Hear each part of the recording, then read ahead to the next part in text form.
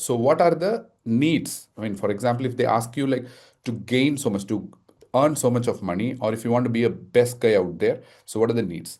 First, when it comes to internist, the communication is very, very important. So how you have to present yourself to the people and how you have to talk to the people so that it doesn't only convince them, because in the era of like chat gpt and era of google, so how you are going to stand out, how are you going to convince a patient, that's very, very important. So communication skills.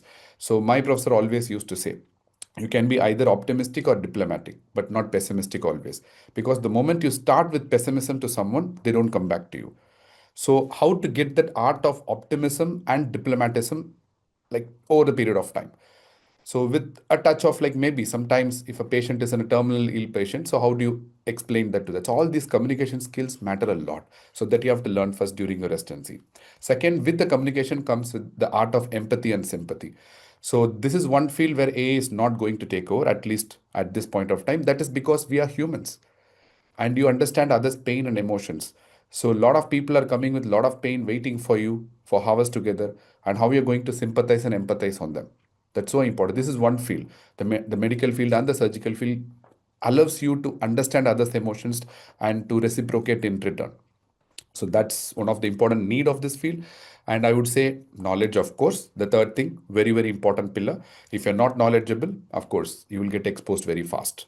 In this fast growing era, like you're not going to last longer. People will understand at some point of time that you are not a knowledgeable guy, and that is going to definitely put a dent on your career.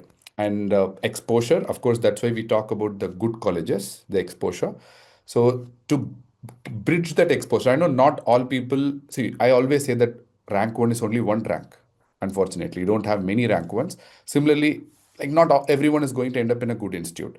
So that's the reason that exposure part we at conceptual medicine are trying to take care of. So we're trying to teach that so that that gap is bridged, like Apu sir keeps saying. So we wanted to create a level playing ground.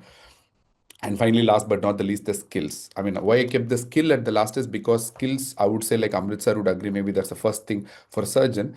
But when it comes to an internist, it comes the last, because like you may not be that skilled, but still you can succeed. So with the art of communication, empathy, sympathy, knowledge, and exposure, you might be still able to manage.